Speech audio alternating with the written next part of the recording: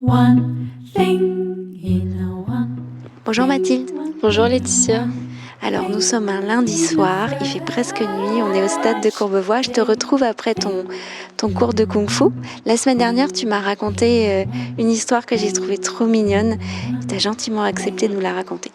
Donc, j'espère que vous allez bien et que vous êtes de bonne humeur. Bienvenue sur One Thing in a French Day à Paris.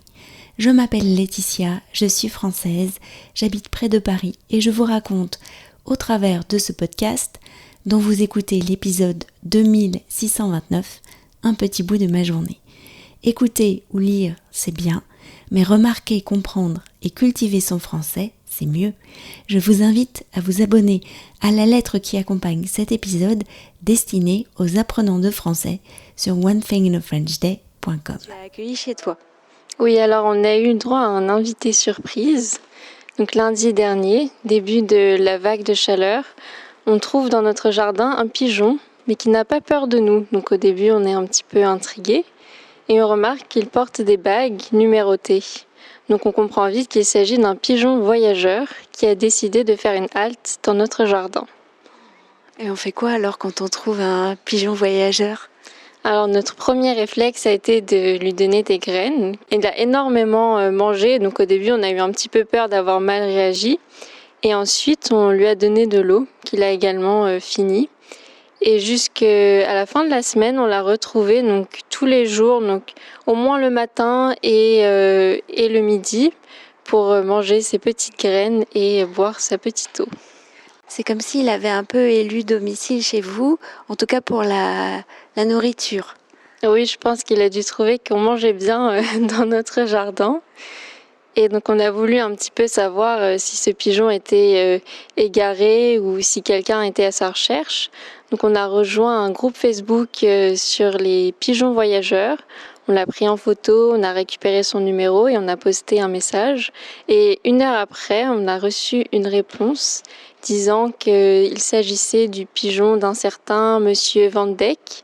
Donc ce pigeon venait de Hollande et Monsieur Van Dijk n'était pas inquiet pour son pigeon.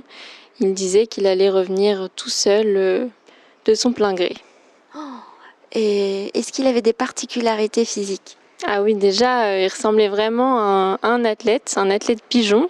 Il était assez fin, il avait un port assez fier, un cou qui brillait, donc les coups de pigeon qui sont quand même assez jolis parce qu'il y a pas mal de couleurs qui se reflètent dedans.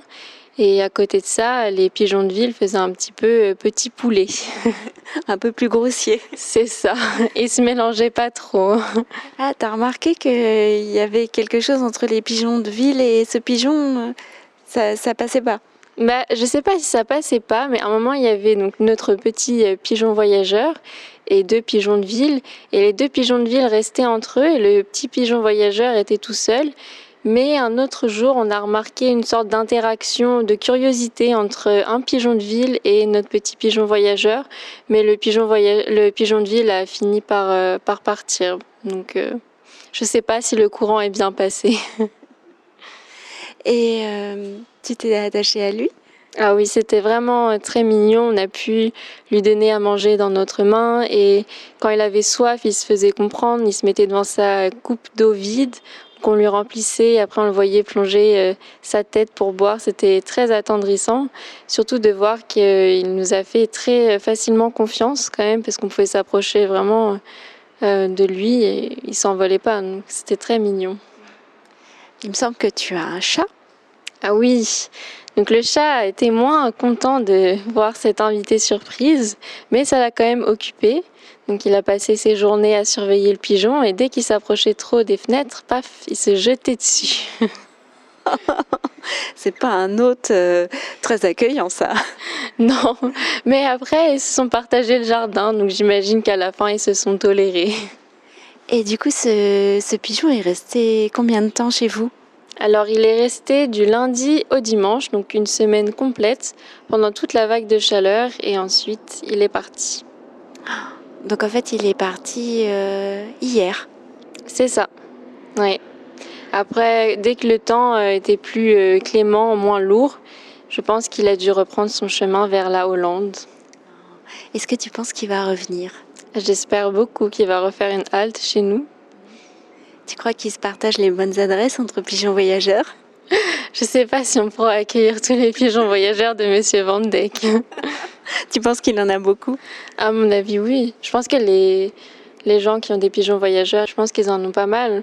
En tout cas, sa réaction faisait un peu détachée, donc peut-être que ça veut dire qu'il en a beaucoup et que pour lui, c'est un pigeon parmi tant d'autres. Mais pour nous, c'était le pigeon voyageur, notre pigeon voyageur. Merci de nous avoir raconté cette histoire. Merci Laetitia. À bientôt Mathilde. À bientôt. Et vous, avez-vous déjà accueilli un pigeon voyageur ? Mathilde et moi serions très curieuses de connaître vos histoires. Vous pouvez laisser un message sur l'onglet feedback de onethinginafrenchday.com ou m'envoyer un email à frenchday@gmail.com. One Thing in a French Day, c'est fini pour aujourd'hui.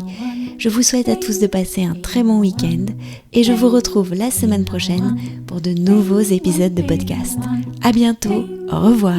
French day.